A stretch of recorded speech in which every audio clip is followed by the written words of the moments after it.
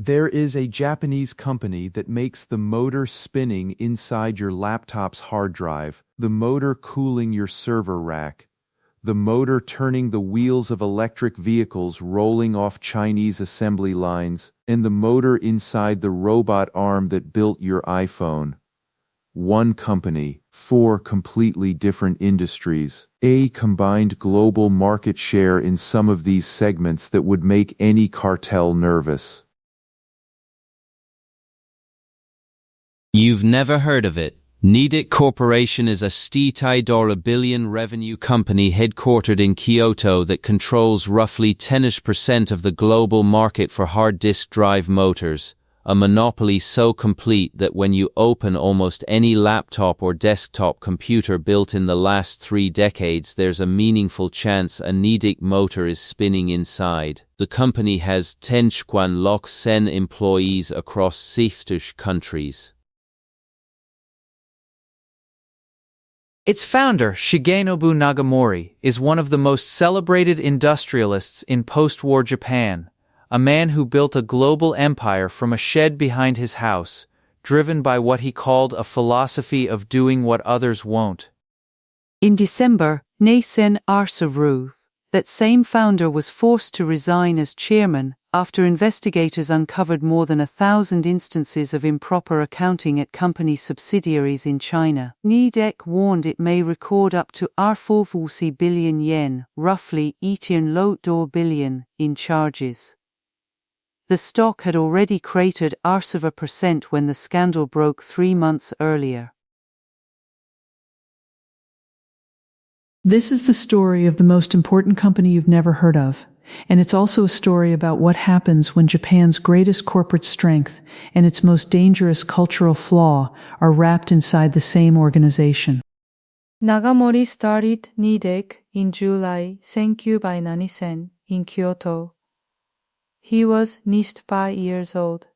His starting capital was 40 million yen, about 1 dollars at the exchange rate of the time. His office was a building behind his house. The company's full original name was Nippon Densan Corporation, which translates roughly to Japan Electric Motor Corporation. From day one, Nagamori's goal was not to make a good motor. His goal was to become the world's #1 motor company. Every motor in the world. This was not false modesty dressed up as ambition. He meant it literally. His first major break came in C-6 within a year of founding, when IBM placed an order worth 8 million for hard disk drive motors. To understand what this meant, consider the context. Hard disk drives were still an emerging technology. Most established Japanese manufacturers weren't interested in making the tiny, precise spindle motors that made them spin. The margins were thin, the engineering was difficult, and the market looked small. Nagamori was interested precisely because no one else was. By Chinju by Chishiju, Nidec had commercialized a direct drive spindle motor for hard disk drives, eliminating the belt drive that had been the industry standard and dramatically improving speed and reliability. As the personal computing revolution exploded through the 1980s and 1990s, Nidec's monopoly position in HD motors made it one of the great compounding machines in Japanese corporate history. According to Nidec's own corporate history, the company's strategy was always the same: find the component that no one thinks is worth making, make it better than anyone else, and then own that market forever. Nagamori called this approach finding the right scraps. He meant that metaphorically, in Japan, the phrase carries connotations of the work that prestigious companies leave behind for smaller firms. Nidec made a business of picking up those scraps and turning them into monopolies. By the time the smartphone era began eroding demand for traditional hard drives in the 2010s, Nidec had already executed its first major strategic pivot. The company had spent the 2000s acquiring dozens of smaller motor manufacturers, precision motors for home appliances, fan motors for servers, industrial motors for factory automation. According to Bloomberg data, Nidec completed more than Rukthistrat acquisitions between Nissan and Nissan EA, spending over $1 billion in total. The result was a portfolio that touched virtually every motor category except automotive.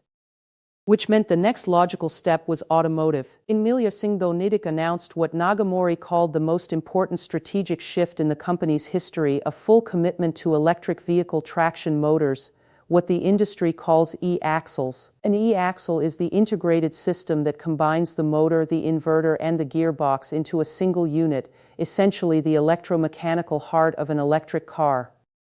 The analogy to the HDD bet is obvious. EVs were still a niche product, the engineering was difficult, the market looked unpredictable, and most Japanese component manufacturers were hedging their bets. Nagamori went all in. The scale of the commitment was significant. Nidec built factories in China specifically for e-axle production, including a facility in Zhejiang province designed for annual output of 1 million units. The company signed supply agreements with Geely's premium EB brand Zeekr, with Chinese automaker GAC, and with Foxconn, which is using Nidec motors in its electric vehicle platform. By Arsuli Nidec's e-axle system was featured in 50 different EB models in China. The target Nagamori set Nitane million e-axle units sold in fiscal Nitane Arsawu scaling to sure million by Nitane Sanj with a global market share of source to source of %. For reference, source % of a market that didn't exist a decade ago would be an extraordinary achievement, comparable to the HDD dominance the company had spent source years building. The problem is that the EB pivot has been far more painful than the HDD bet. The company's automotive products segment posted operating losses for multiple consecutive quarters. The EB division alone lost approximately 25 billion yen, around $4 million, in fiscal Nithen Yarazin 410. In China, where Nidec's e-axle strategy is centered, local manufacturers have moved aggressively to source motors domestically, and Chinese domestic suppliers have proven willing to undercut on price in ways that have pressured Nidec's margins. Nidec's fiscal Niten Arsawu annual report, covering the year ended March Niten Arsawu, showed consolidated net sales of approximately 1 trillion yen, flat compared to prior year, with the company signaling it was prioritizing margin recovery over volume growth. Analysts covering the stock project the EB division's EBIT turning positive by Niten Nicher Lok, but those projections were written before the accounting scandal changed the picture. In September 1, Nidec disclosed that an internal investigation at its Chinese subsidiary, Nidec Techno Motor, had uncovered suspected cases of improper accounting. Within weeks, the company established a third-party investigative committee. By the time the committee's report landed, investigators had identified more than 1,000 instances of irregular accounting practices, inflated inventory values, government grants booked as revenue, labor costs improperly capitalized to defer expenses, and misreported customs valuations. The scale of the findings forced Nidec to warn of up to Wudri billion yen in potential charges, including impairments and write-downs. As the Japan Times reported in March, Nisen Nisluk, the immediate impact on consolidated net assets was approximately 4.6 billion yen as of the first quarter of fiscal Nisen Arsa Wolfsid. The committee's conclusion about Nagamori was careful but damning. Investigators found no evidence that he had instructed or directed specific acts of misconduct, but they concluded that his application of excessive pressure to meet performance targets had created an environment in which improper accounting was normalized across multiple business units. The phrase the committee used, that the conclusion he condoned misconduct cannot be avoided, is as close as a Japanese investigative committee gets to a direct accusation of a revered founder. On December 19, 1 Arsugu, Nagamori resigned as representative director and chairman. He became chairman emeritus. Mitsuya Kishida assumed both roles, president, and now chairman as well. Nagamori, at Hachiji, stepped back from the institution he had built over Goshtu years. The stock's recovery since the initial crash has been partial. The work of verifying and restating affected financial statements remains ongoing. What happened at Nidec is, in important ways, a story about Japan's corporate culture, not just one company's failure. Japanese manufacturing companies built dominant positions in specialized components by doing exactly what Nidec did, finding the scraps no one else wanted and building monopolies in them.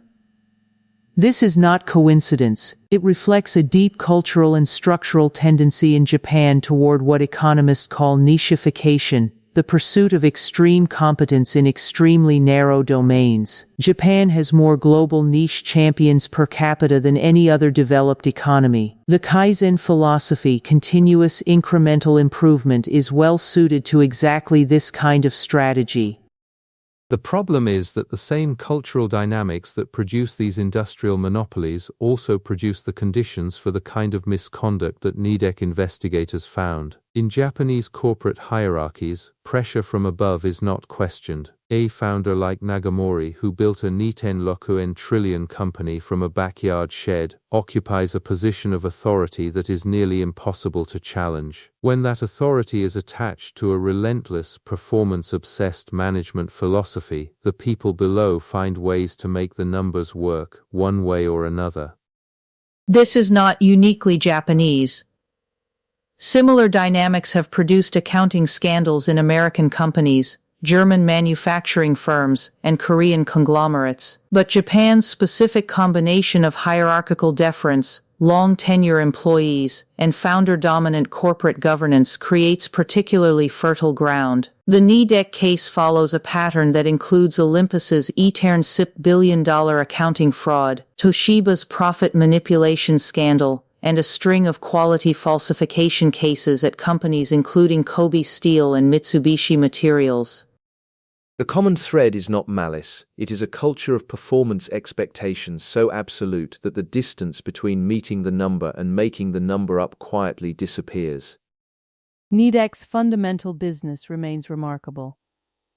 The company does make the motors in your laptop, your server farm, your Ibu, and your factory robot. That is not marketing copy. It is a literal description of a company that has executed the same playbook 4 times in good years. Find the motor no one wants to make it better than anyone can compete with, repeat.